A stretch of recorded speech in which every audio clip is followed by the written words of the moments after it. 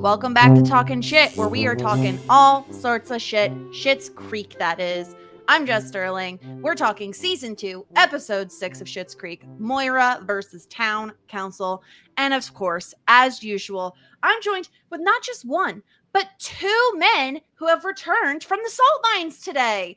First, Stuart, how are you? I don't think I could ever be described as being in a salt mine in my life. It's ridiculous. But I'm not lying. We're joined by Will. Yes. Hello.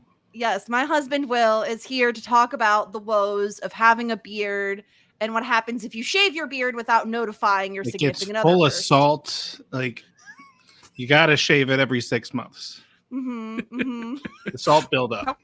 How would that go down? Just out of curiosity. It has I'm gone sensing down. not Is well. the It thing. has. We'll get into it. Well, we're going to talk Oh, about wow. this on the podcast because this is why originally. So a little bit of a peek behind the curtain. Originally, Will was supposed to come on last week for last week's podcast, and we had a lot going on. We were leaving for a trip that same day, and I said, you know what, we're going to delay you coming on a week because I can't. It's too much setup. It's too much stress. And it honestly worked out better because this episode Yeah. fits for Will coming on as a guest Yeah. so much better. Perfect. Yeah. Mhm. Yeah. So, yeah, for those who don't know, this is my husband, Will. He's in a different room in the same house currently. So that's a fun time. And he's here to talk Schitt's Creek. Will, do you want to give the listeners a little bit of a background on what, like, when you started watching Schitt's Creek, how many times you've seen it, your love of it, etc.? I think I started watching it. I caught a random, like, couple of scenes when you were watching it the first time. And you were really recommending it, but I was just, like, in a grumpy mood. And I was like, I don't know about this show. And then I was like, oh, Eugene Levy's in it. And he was really the draw for me because I loved him in, like, everything else I've seen him in. Like Best in Show, American Pie, like, mainly those two. And then in 2020, it was a binge show for me. It was a comfort show. And I went through all of it. I've gone through all of it a second time. And this, I think, is my third full time watching it. Mm-hmm. Ow. I mean, like 3 times, but also like the consistent thing of like everyone saying 2020 watch, like during the COVID thing, of everyone kind of like, I need something comforting.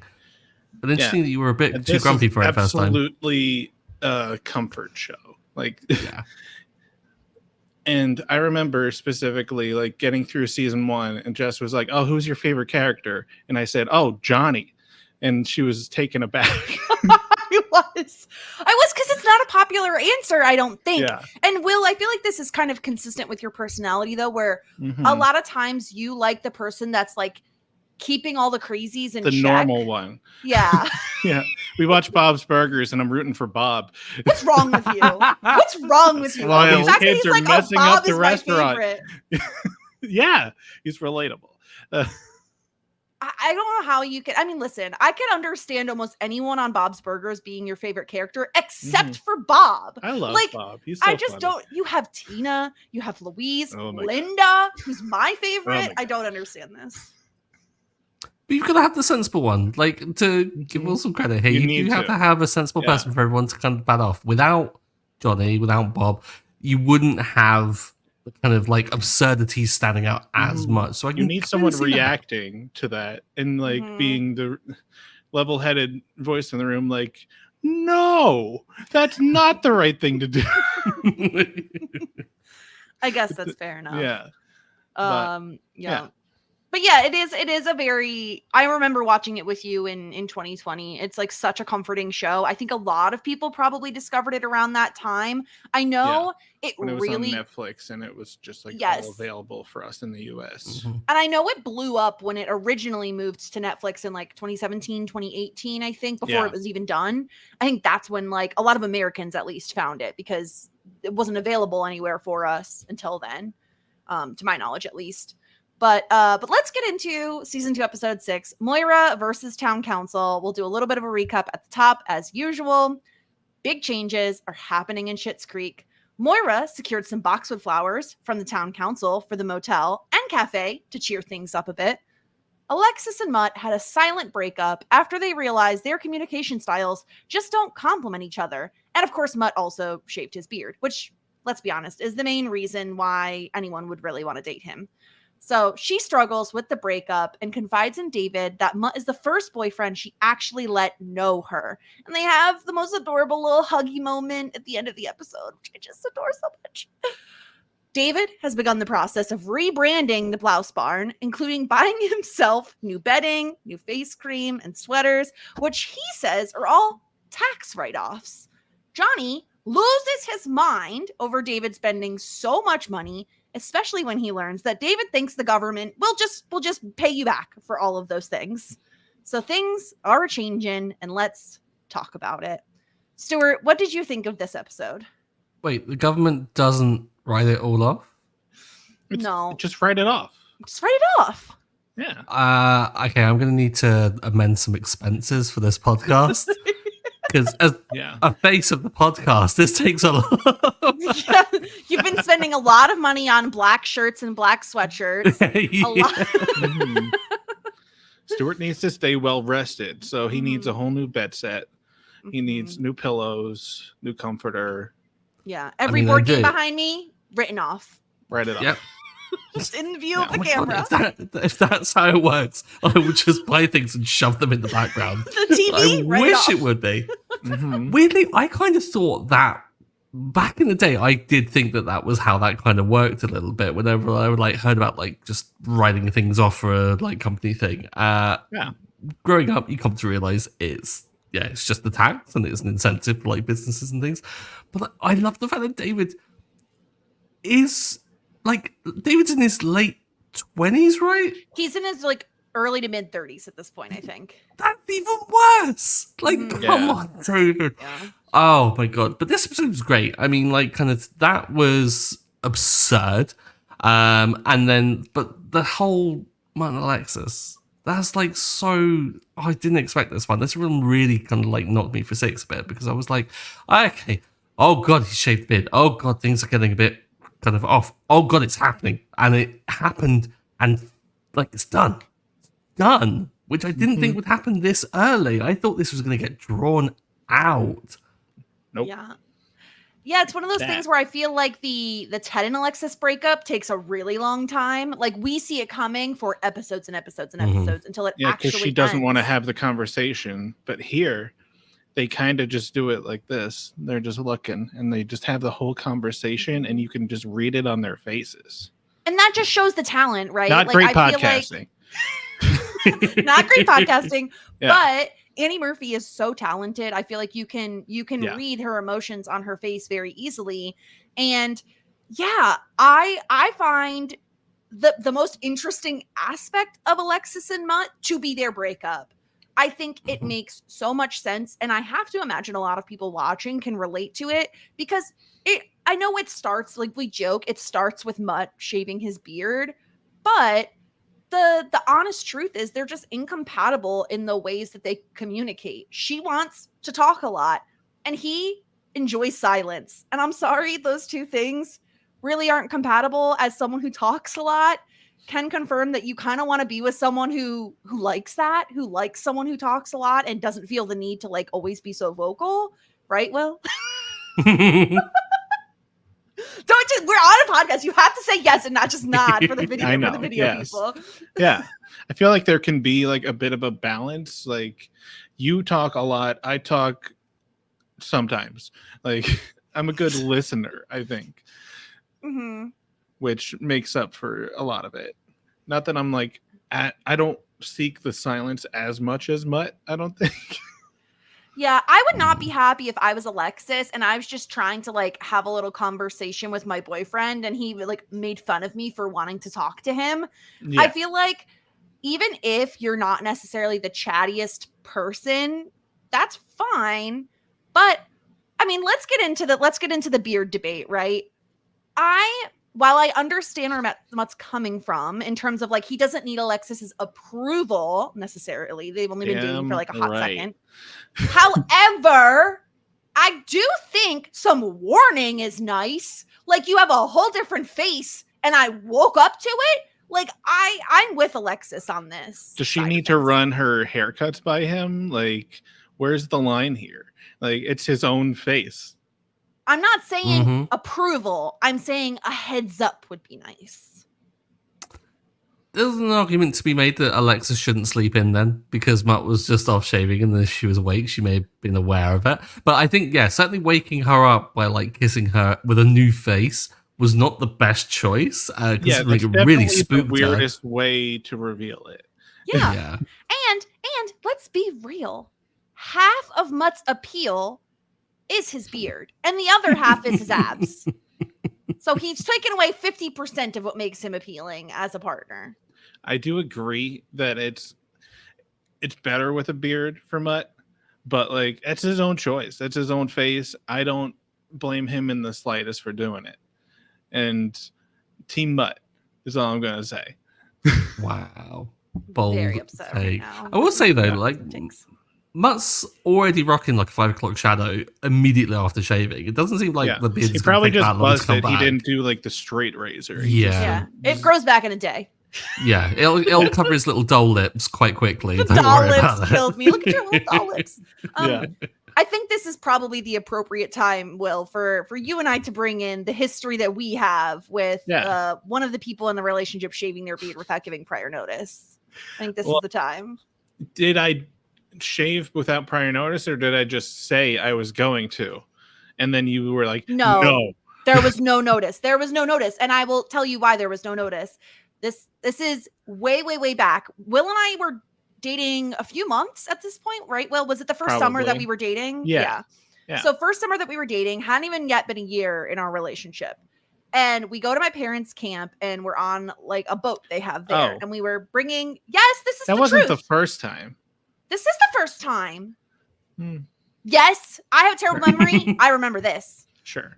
So we were taking our dog across the lake in a boat, and he is a ball-obsessed dog.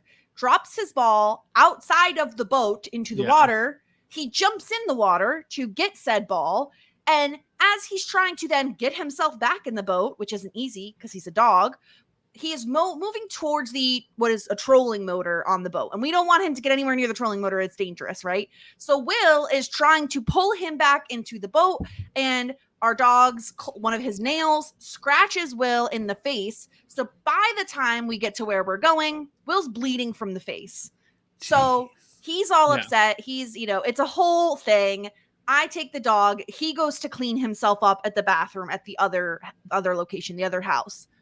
Suddenly, like an hour later, I don't know how long it was, but it felt like an hour. No, all I did was I went there. I had to like shave to like to clean it correctly. Yeah, it was like on his like lip, lip it was area. Like within the beard, below my lip, going towards my chin. It was like not like the smallest scratch. It was not that big. I shaved like clean when I had a full beard. He had a beard similar to what he has now, which is like Mutt style beard, where it's not just fuzz, it's like a full beard. He comes back with a baby face. And I was like, excuse me, who is this 16-year-old I've been dating? Like, hello? And he just comes back and he acts like it's just a normal thing. Like, that's just a normal thing. And he's like, well, I had to shave it to clean it. And I was like, you could have just like given me a heads up. Because I literally, Will, you came back and I was like, I had to do a double take because I did not recognize you. I feel like that's not a good example because like I had a reason to do it, like to like medically, like you've done it since then though. You've since done this before. Since then, like randomly, like I just decide one day like and that's it. And it has do it to check for like more cuts, more medical stuff. It's a medical thing, Jess. You can't shout at this. Not the second time it wasn't. The second time he just did it to might antagonize have been building another box for David, and then he like scratched himself in the face. No, he's just like, every 6 months I just casually change my entire face. Really, that's what I would do. Like, I haven't shaved in around a year now, but like every 6 months I would just clean start and then continue on. Yeah. I just like to be warned, I'm like Alexis. I need a warning if you're going to like drastically change your face. It's and I'm not hot. saying I'm not saying I need to approve it because it is your face, and I would never let you tell me what to do with like my hair, as an example. Yeah. But it'd be nice to have a warning, you know? I'm just saying. And I don't blame Alexis for not liking Mutt with a clean-shaven face, because it is jarring, and he has like very sharp jawline, which weirds me out a little bit. Some people like that. I don't. It's not for me. You got to cover that sharp jawline up. You might get cut. Yeah. Stuart, where do you weigh in on all of this? I kind of agree in a way. Like, I think the notice would have been appreciated, especially considering it's like a drastic change, and she's only ever known Mutt with the beard, so it is like quite a fundamental thing. But ultimately, yeah, it's Mutt's face. Mutt can do whatever he likes. I think maybe just how he revealed it would be something. But I just want to say, like, and clarify, couples therapy here is not a tax write-off. So I just want to clarify that. I already wrote it off. We're getting billed. Oh no. But yeah, like if say like Alexis were to like shave her hair off and stuff like that, I'm sure Mutt would have the same reaction and wouldn't be like kind of as indignant as he is being in this whole scenario and things. But I think that like the pair of them are like, this is just bringing forth what is the fundamental issue, which is a great kind of plot device to do it with, because it does come across as a very funny thing. And good on the actor for Mutt, like playing along with it and stuff. I'm not too sure like kind of how comfortable they were with shaving it, but didn't look entirely bad. Didn't look as great. Like I think Mutt definitely does look better with the beard. But to bring it out and to kind of confront their relationship a little bit and to kind of establish that they do have these kind of like diametric opinions on things, like her being a really talkative person and feeling the noise and him just not filling it with anything because he doesn't feel that there is a need to. And the two of them just not understanding that beyond sex, they have nothing to talk about. Like the beard is the biggest thing they've talked about in their entire relationship. And that really is telling, isn't it? It's kind of sad. Yep. Yeah. The last time they talked about something other than their own relationship was Mutt talking about his other relationship with her. Yeah. And that's telling too, right? That like they both were in other relationships when they kind of met. Yeah. So it felt a little bit different. And I don't know. I love that they show the incompatibility between these two, especially because I can so relate to Alexis. And this is no slight against you, Will. I feel like this has happened with probably every guy I've ever dated, where it's like, oh, what are you thinking about? Like, what do you want to talk about? And the guy's always like, nothing. And you're like, how is it? Like, I don't understand how your brain can ever be empty, because mine is always like a rocket jet, just like zoom, like bouncing, ping-ponging off of different ideas. Mm-hmm. And I am Alexis, and I simply do not understand how you can have nothing happening up here, you know? You know, you're born with it, I guess. Yeah. I think this is a great growth episode, Stuart, for Alexis, in that she kind of recognizes, I love what she says, I've seen doctors about the fact that I feel nothing when I'm in relationships. But she actually does, like, she's sad. She's sad about this breakup, that she says, I actually let him know me, which feels like a huge growth moment for her in general, right? To have that in a relationship, but then for it to end and her saying to David, like, I need a hug. Like, I think I need a hug right now. Mm-hmm. Yeah. I think the growth that she is like she's feeling is quite like a profound moment for her. I think that she's perhaps attributing too much of it to Mutt, because really how much of her like did she kind of expose other than really kind of like just being vulnerable with the whole Ted situation? Like I don't really see how there's been that much growth from that respect. But it's nice to see her have this kind of very mature, like at first it doesn't start out as mature when they're sat there in the diner and they're in silence and she's kind of just making the awkward, almost like toddler noise of just, I want to talk, like, and then the silence kind of sits in and she just sits with it, and then this maturity comes through from her, this kind of understanding of, this isn't working and this won't be good long term. So yeah, it is best to kind of do it. And they just hold hands, and she respects the silence of the moment and does that, which I think that's the growth moment, I think, more than anything else. And I think that the vulnerability is entirely in this scene here. I don't really see it being displayed anywhere else. Like, I can't really see where that's come from, really, other than this bit here. Yeah. I think Alexis is a very interesting character where, like, at times she seems like, oh, all bubbly and, like, maybe a little bit airheaded, but then she has these moments of, like, emotional awareness, like, about, like, others or about herself, where she just says exactly what's going on. And it's just like, oh, and you didn't expect that from her. And this is one of the biggest ones we've seen, at least so far, of her, like, seeing herself and, like, being sad about it. Mm-hmm. Yeah, I also love, like, I think the physical acting in the hug scene between her and David is great. Yeah, because it's like at first you could tell they don't hug a ton, so it's a little awkward, but then they kind of lean into it and, like, really actually hug, and it just makes me so happy because we get a lot of, like, the David and Alexis bickering as siblings do, but I mean, let's face it, Alexis has, like, Twyla, and that's it. Currently, like, where she is now, right? She no longer has Mutt, she no longer has Ted, and she has David. And David is the person she's confiding in. Maybe confiding a little bit too much. Like, I don't think your brother wants to hear about your sexcapades in the barn. But doesn't want to hear about the rafters. She's like, this one time we were in the rafters. It's like, Alexis, stop it. But yeah, I think it's a huge moment for her, and I think, Stuart, you probably weren't expecting to get a Mutt and Alexis breakup 6 episodes into this season. I love how swiftly they're like, boom, done. Yep. Yeah.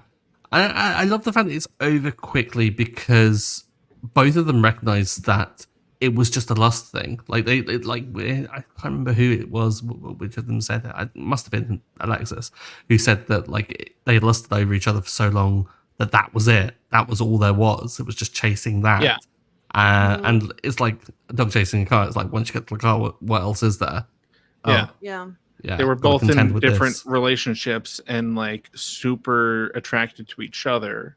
And that was the spicy bit. And once the other bits were gone and they were just left with each other, it's like, oh, this is who we are as a couple now. And this is not good. Like, it's lost its appeal. Yeah. And it's sad that is the appeal, really. That, like, that was all there was, that was this basis for. And it kind of makes me feel even sadder for Ted, really, because Ted really threw everything in that relationship. And it was thrown away over this kind of, like, lust and desire that then fizzled out so quickly. And, like, I'm sure Ted is getting on with it like a champ. Like, Twyla certainly is. Twyla, like, bringing them cake and 2 forks, like an absolute sweetheart. What do you think Ted has been up to? Like, we haven't seen him in a little bit. I imagine he's probably catching up on a ton of work that he probably was missing with Alexis. I mean, dude had a lot of vacations booked up, if I recall. Maybe he's just actually on those vacations of holidays that he'd booked up in the future of, like, different non-refundable, right? Non-refundable, all inclusives. It's great to be a friend of Ted in that moment. Like, oh, I have another space on this vacation. If you free can get off vacay. work, like, come on. Yeah. It does beg the question, though, of just why Ted and Twyla didn't, like, get it together, maybe. Like, maybe there's something in there. I don't know. I think Twyla's a little bit too much of a weirdo for Ted.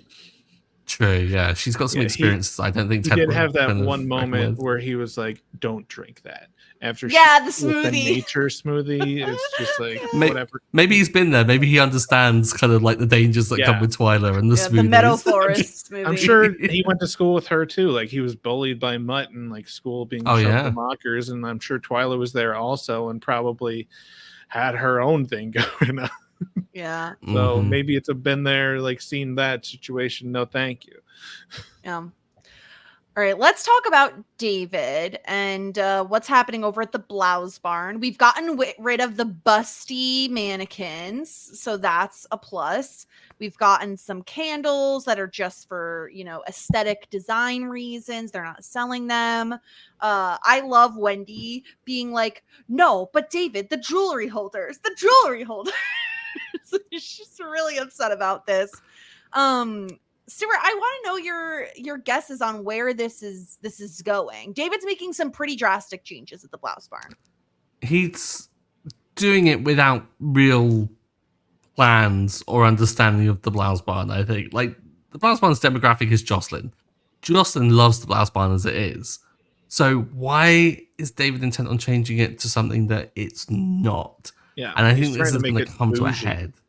Yeah, like Schitt's Creek, as much as like Moira is doing great work to try and like elevate it, it's not bougie yet. So David needs to slow it down a bit and provide what people need, which is busty blouses, which is what like and like jewelry from cheap jewelry stands. Yeah, colorful but like button ups.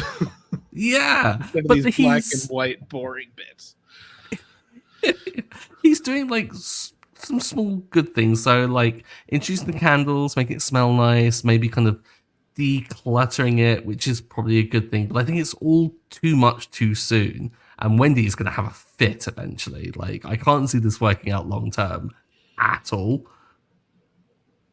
But I don't know how that's going to rectify itself. Like, is David going to get sacked? I hope he doesn't get sacked because they need a job. Yeah. Mm-hmm.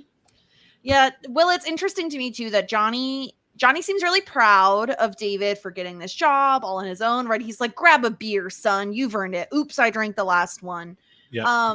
But it turns so quickly when he's just like, how do you not understand write-offs? Like, why are you spending?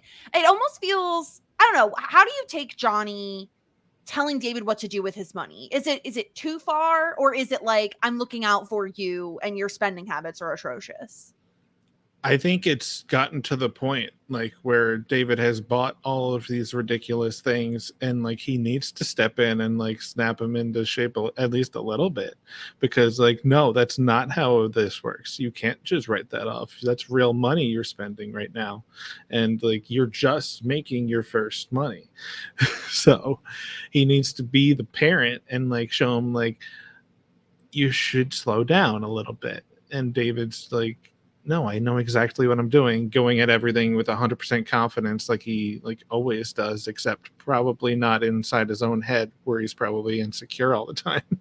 But he has to have this sense of like, I don't know, style that he refuses to lose because that's who he sees himself as. It's weird kind of rectifying that with what Moira was saying about kind of accepting the life that you have kind of thing, because David very much lives that, doesn't he? Like with the whole thing of, well, no, I deserve better and I am the face of the company. Like he's the brand ambassador for the Blouse Barn. So he is going to kind of like get the candles, he's going to get the bedding, the face stuff and everything like that. But the misplaced confidence, like, David, come on, buddy. Like, surely you know better than this. You're not that silly. It's weird to see Johnny have to kind of like bat that down. But I do think that, to the question, Jess, that Johnny is meddling in a weird way of like almost selfishness, like in terms of like wanting to control the situation a little bit. Because Johnny's the first one to make a request for David to buy something for himself, which comes later with the toilet roll.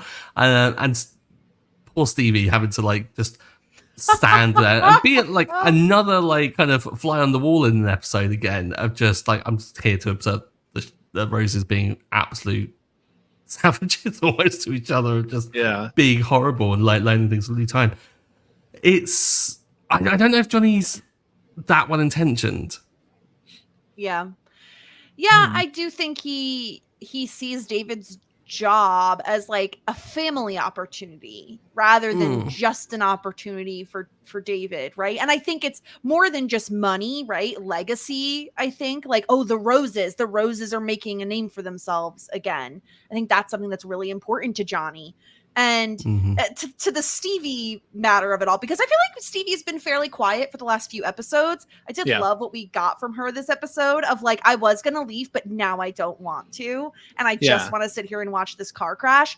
I think I'm a little different than Stevie in that I want to listen to the drama and the gossip, but I want to be unobserved while I would want to be on the other side of the door, just like ear listening. I don't want there to be a chance of someone turning to me and be like, Jessica, where do you weigh in on all of this? I don't want to have to weigh in on any of it. I just want to listen, quietly from my corner. Will, I feel like you're Will is a secret like gossip monger. He loves gossip more than he lets on. You do. You love the tea. Sure. Yeah. Spill that tea to me all day. I love it.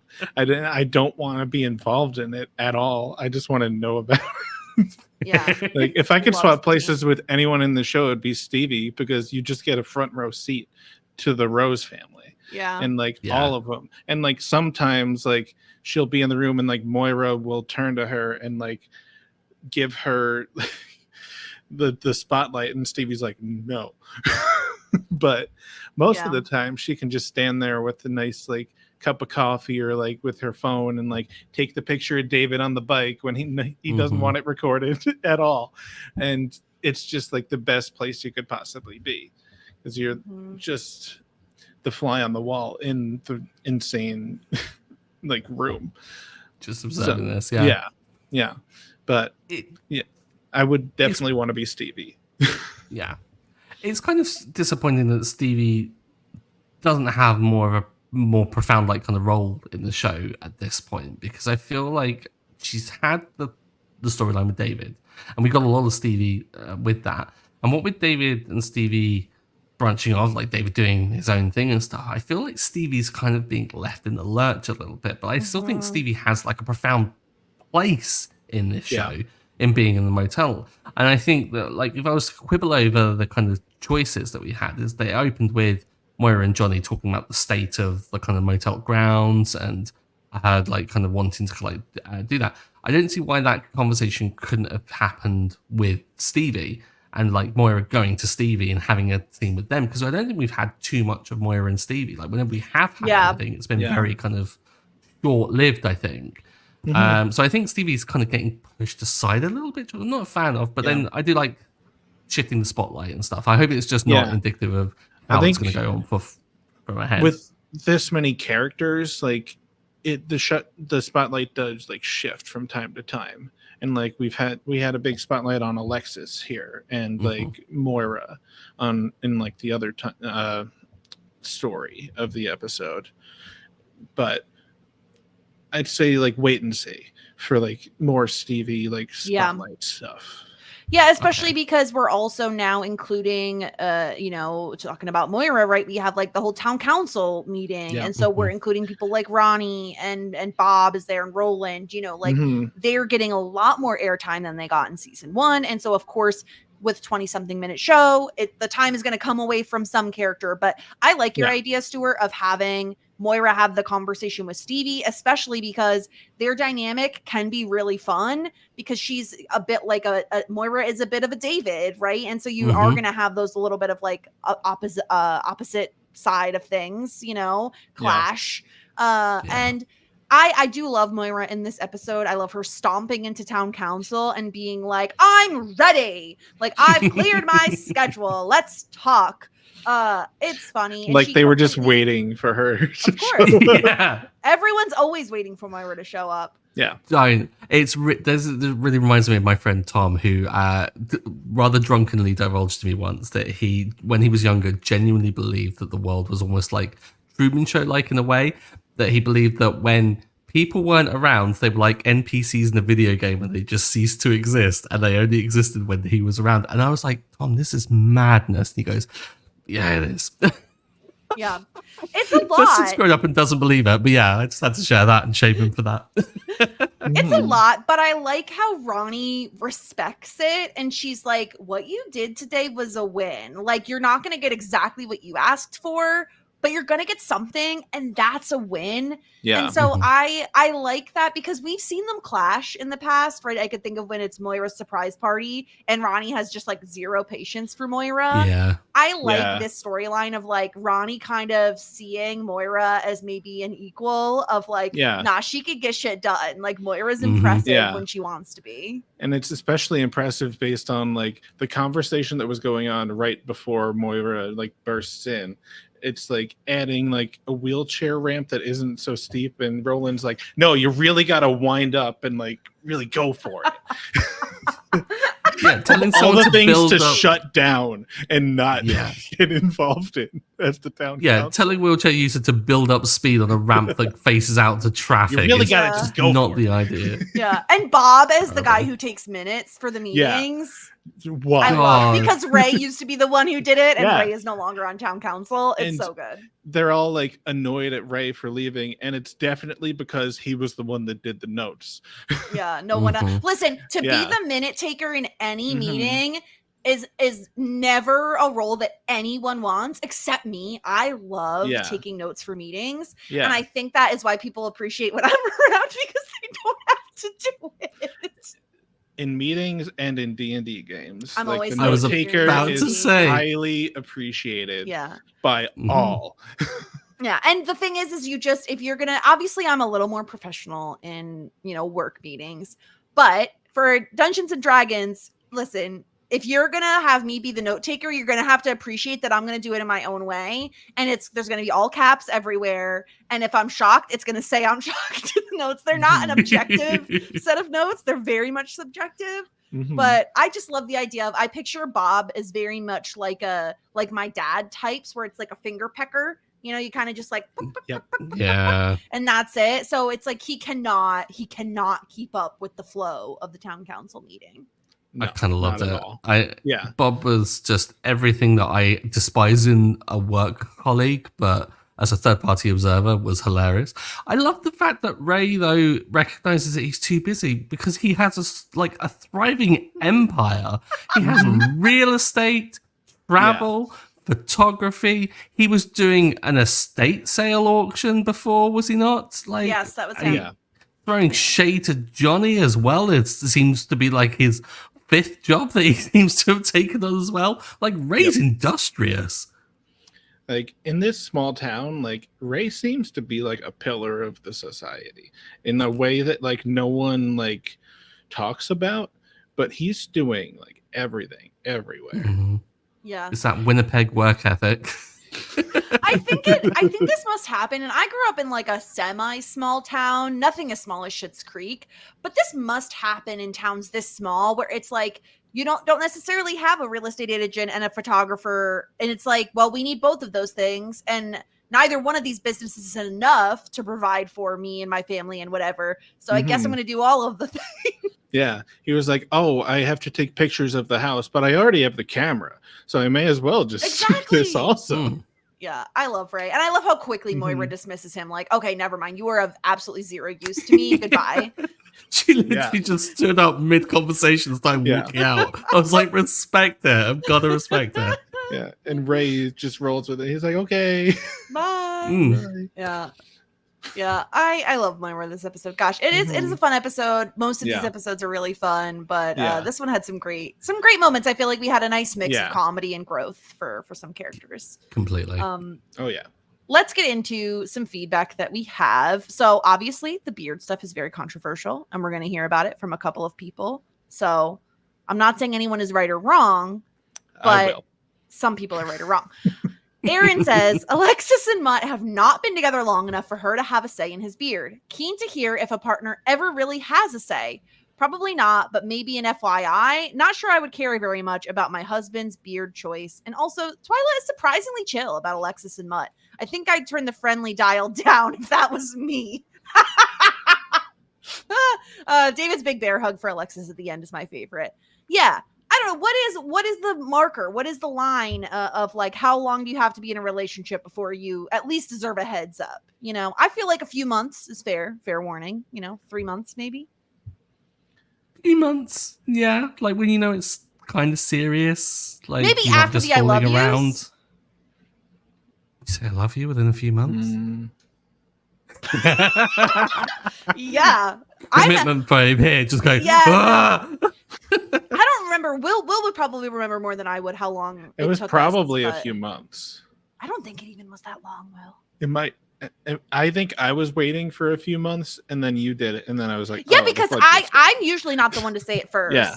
And I didn't like that you made me do it first. Well, I had been that guy in the past, and I didn't want to do it again. Yeah. Yeah, Like, you are a jump in. If you with gave your me whole like body. another week, I probably would have done it. Yeah. But like, yeah, well, because you're like I'm not gonna test the waters. I'm leaping in like full cannonball style. Yeah. Yeah. Also, yeah, Twyla is very chill. Good for her. Maybe she really doesn't care. I also like. maybe says, she shouldn't, because like Mutt sucked. Like she was dating him like 2 weeks ago. Like, yeah, you deserve like good better. on her for like not being like mad at either of them, but like she shouldn't have to care because like protect your own like happiness. Yeah, I kind of think that maybe Twyla was maybe not aggrieved with the whole breakup because she kind of arrived at it a little bit herself thanks to Alexis' help. So maybe there was kind of a softer landing there. But yeah good on Twyla for being just an absolute, just like good friend in the whole situation. Yeah. Nick says, the last time I clean shaved my beard off resulted in such a reaction that it was the last time. Nick, I know your wife listens, and girl, I'm with you. Okay, I just want to say that, girl, I'm with you. All right. Yeah, if we like facial hair, we like facial hair. Yeah, it's not our fault. We had a little talk before we started recording, and I had an idea where I was going to get up like 5 minutes in and shave and come back just to see the reaction. And it would have been great for the YouTube people, but it would have done nothing for the podcast people. It would have been bad for your other than Jess's reaction. Jess's reaction probably would have been legendary. Yeah. The podcast listeners would be like, why are there 60 seconds of silence and now just expletives? I think the thing is, though, Will has to remember that we live together. And once the podcast ends, we're in a house together. That's why it's just a joke, and I didn't really do it. There you go. Anjaman. I don't know how to pronounce this, but maybe one of those is right. I try to let my husband do whatever he feels like with his facial hair. The only time I really have an opinion was the beard with mustache because it was scratchy to kiss. Luckily for me, he mostly leaves it the same because my brain hates the change, and I end up mentioning how weird he looks a lot because my mental picture hasn't adjusted. I love all of these people so much. That's interesting. I don't know if I would have. I'm trying to think of like if you had, instead of shaving all of your face, if you had like left a mustache, I think I would have hated it. I don't really care for like just a mustache look. I've got to ask this. When you did shave it, did you do what everyone should do, which is try out all the different styles as you 1,000%. That's the only way to do it. You do like every different time you do it, you try something else. You try like the like long mustache, the handlebars. You get the mutton chops for a second. Did I tell you my first boyfriend had massive mutton chops? What? They were Did you huge. Date like an 18th century English farmer? Like what the heck? He just really liked mutton chops. I didn't really care for them, but you know.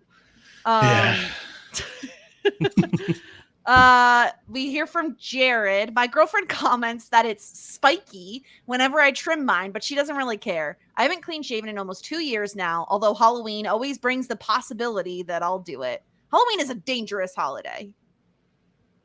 You never know what's going to happen to people's facial hair. I did shave into a mustache only one time because I was Ron Swanson for one Halloween. Are there pictures? There's one picture. Yeah. I'm going to need to see that. Yeah, I'll have to find it.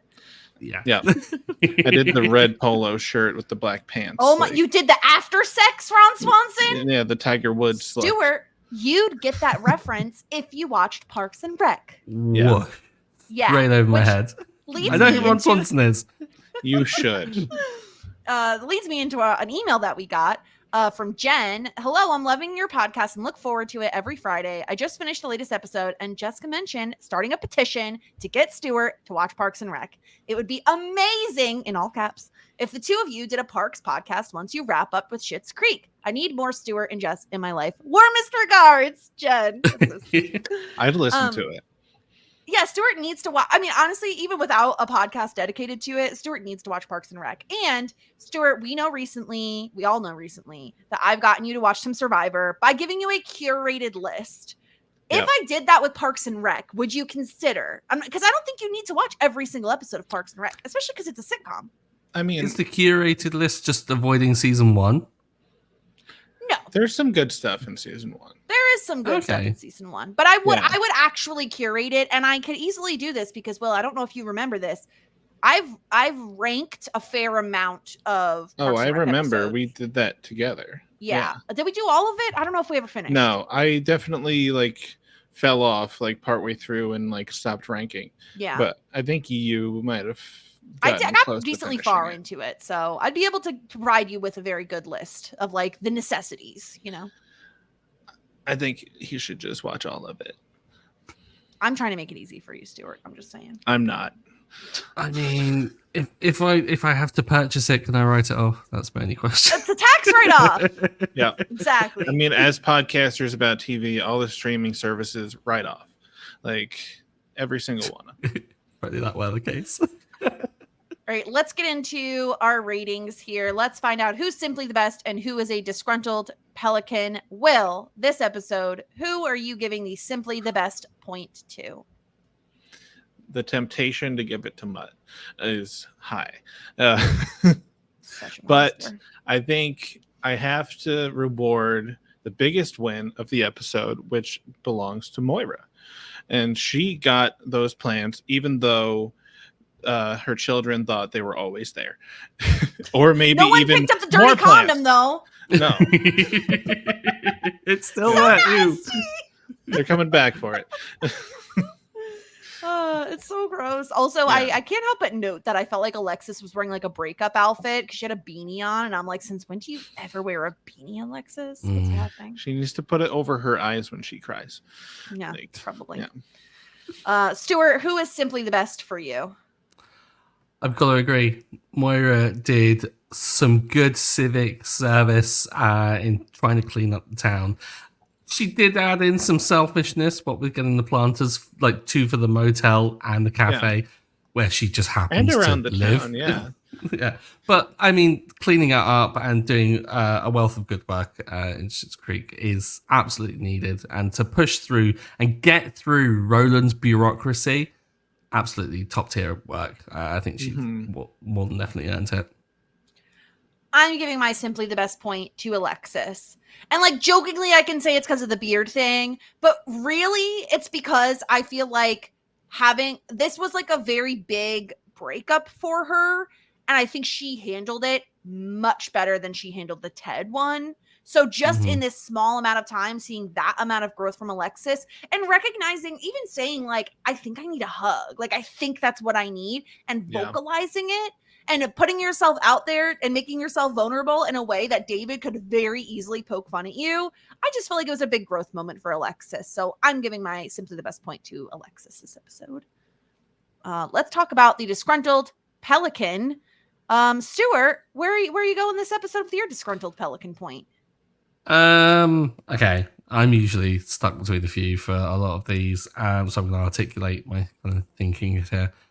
Roland was bad again. Wheelchair Very bad. Poor Jennifer being told that she's got to kind of ramp it up the Just ramp. work on that upper body stuff. strength, really. But as much as Roland is objectively bad, I have to, I think, give it to Bob for 2-finger typing and not keeping up.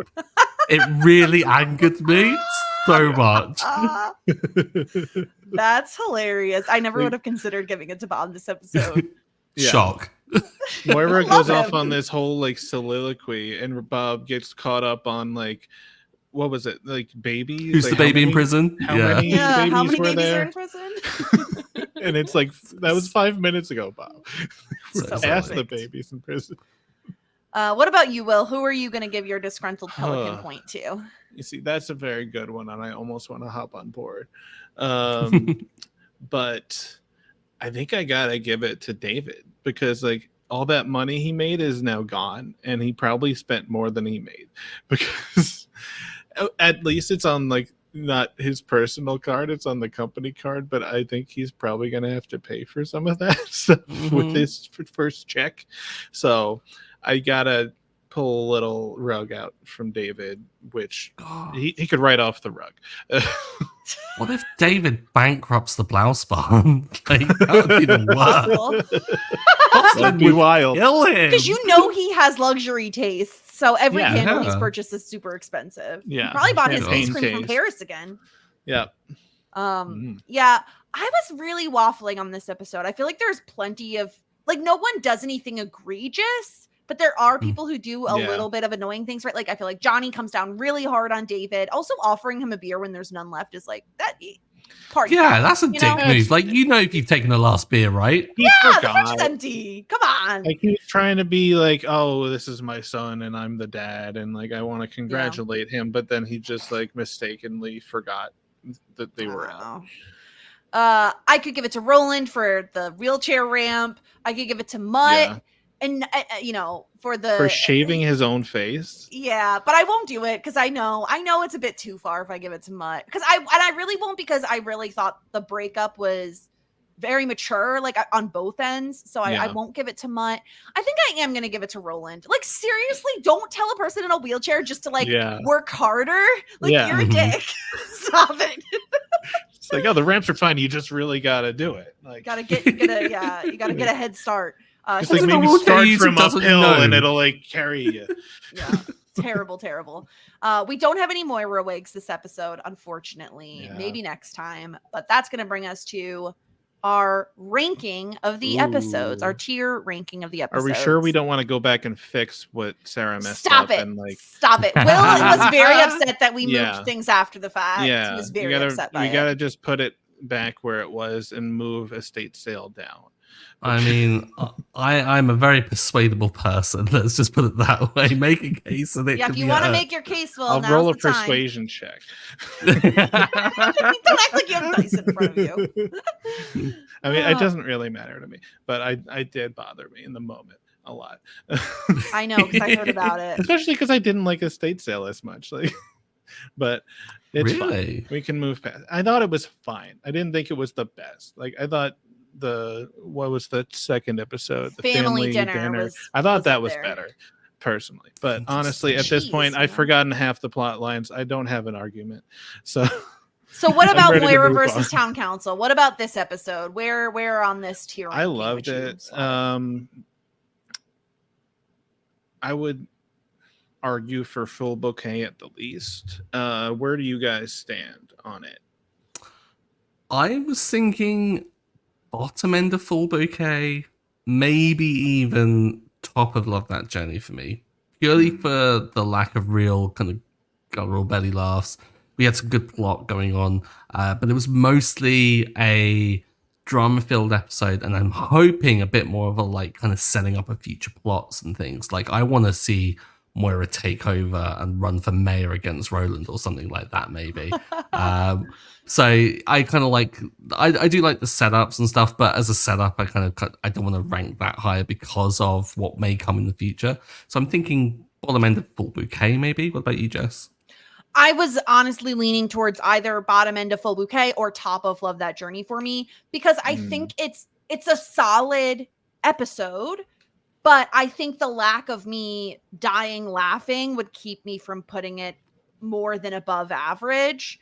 Like, I like this episode and I think it's fun and I really like it for Alexis. But when I'm looking at the three plot lines, in my opinion, Alexis's is the only one that like really stands out. And it's mostly for like growth reasons, not for hysterical laughing reasons. So that's where I would lean I probably would lean top of top of Love That Journey for me instead of bottom of full bouquet. But I'm persuadable. Jess, do you need a hug? Like, I think the growth is enough for me to push it up, but and, I can do that. I can do Moira just talking to the town council and like getting them to do what she wants is like, I live for that moment. Like like there apparently with Rhaegon there is an open spot, so we could just put her right in there and then we're all happy. Everyone's happy. Would actually be kind of wild. I can't see Moira taking minutes though. I think never. She would did. She would get an intern for that. You know, she'd find an intern. But she'd be like, David, she'd what's start Johnny and doing? start Make spending. him show up and type for the day. Yeah. Stuart, are you happy with it here? Yeah, I think putting it into full bouquet, I think is justifiable. I think there's a few laughs that we've not made like complete reference to. Like, firstly, Alexis's reaction to the beard, talking about being a beard for a famous actor as well, was a really another building of this Alexis lore beforehand that we've never got to and stuff. The Winnipeg line from Ray as well was actually really funny. So I think that I don't want to detract away from the comedy of it and stuff. So I think putting in full bouquet is like perfectly justifiable. Yeah, it makes sense. I do love her screaming when he wakes her up by kissing her. Like, I don't have much. God, it's so good. I just realized something we haven't talked about at all. Moira's laugh at the beginning. How can you laugh without moving your mouth? Yeah, incredible the reaction. Yeah, we should have talked about that. Oh my god, how epic! I'm even happy that I gave her the point. Because that cracked me up. It's ridiculous. And the only downside to us not putting this in Love That Journey for me is that Alexis literally says, Mutt, I don't think that's the right journey for you at this point. Yeah. Did we put it down? Did we put it at the top of the Love That Journey for me? We still have time, but it's up to you two. No. I'm good either way. Yeah. That was a pretty good argument right there. Let's just leave it. Let's just leave it. Okay, we'll leave it. We'll leave it where it is. So yeah, it is really. I mean, Moira, I don't understand how she can scream like that with her mouth closed. I just don't get how that is a thing that can happen. So and the fact that like just no one seems to like Johnny was it's happening. Normal behavior. Yeah. Weird. Catherine O'Hara just knocks it out of the park with this character every second she's on screen. She's a legend. The show would not be the same without her. No. No. So I promised last podcast that if we got a 5-star review, I would read it aloud on the podcast. And we did get one. So please keep sending them in because I really love it. And it's so sweet. So it's from Gravity Falls. It's the best. That's the username. So thank you so much. They said, great, love the show. However, I would love more frequent uploads. And they always say leave them wanting more. So I think we're still going to do one a week, but we do appreciate you wanting more of them. Yeah. And the more 5-star reviews you leave with requests for them to do Parks and Rec, the likelier it's going to happen. That's true. And if you ask a question in your 5-star review, the more likely it is to get answered. This is blackmail almost. Yeah. But if you're getting 5 stars while they're blackmailing you, is it worth it? Obligated. Yeah. So we would appreciate any 5-star reviews you want to give. And of course, if you want to send in feedback, we're on all social media at Talkin' Shit. You could watch us on YouTube and you could email us podcast@talkinshit.com. Anything else we have to wrap up before? Oh yeah, I have to tell you the next week's episode's title. Oh yes. Yeah. So season 2, episode 7 is titled The Candidate. It's happening. Moira's gonna run for something. Like, oh my god, yes. I'm predicting the future, guys. So that Watch will me be next wrong. week. That will be next week. I can't wait to chat about that episode. And until next time, you can find me on Shit 90 Shows Taught Me, talking Buffy, talking Felicity. We're in some wild Buffy territory. Like, stuff is happening. There are big reveals every episode. I'm losing my mind constantly. I also predicted the future, which go listen to that podcast because I'm be bragging up a storm. It's really exciting. And yeah, Stuart, anything you want to plug, anywhere else people can find you, etc. Just the usual places. Stuart Drinks Tea on all the socials. You can harass me about Parks and Rec or our dubious takes there. Well, anything you want to plug? I mean, I don't know. Do you tweet about baseball? I don't even know. Sometimes, like my Twitter is just my name is just Will Affourtit, and my wife does great podcasts. You should listen to them, like Talking Shit and like Shit 90 Shows Taught Me. So go listen to that. I don't have much to plug though. Okay. Well, that you should plug the Hunger Games, Will, because you love the Hunger Games. Oh, the Hunger Games. Yeah. We just started watching that. It's on Peacock. But it's about the bears bulking up for the winter, and it is my favorite new show. And it's only 3 episodes. Yeah. The Hungry Games? Yeah, there's a bear called Alaskan Big Boy, bears. and he's a my legend. winner pick. Yeah, Stuart, you got to get on this. Yeah, Okay, it's a 3-episode thing. It's really fun. Episodes, it's super easy. And the guy who narrates it is Steed from Our Flag Means Death. Yeah. Oh, awesome. Reese, I forget his last name. Schitt? Might be Reese. On my way off. Yeah. Oh, wait, no, is that his name on the show? I'm forgetting now. No, his name on the show is Steve. It's Reese. Yeah. No, go watch it because it's really fun. And if you like animals and wildlife, it's a joyous time just watching beautifully some bears. shot show also. And it's like... and there's little babies too. There's little so cubs. Good. Yeah. And they have names.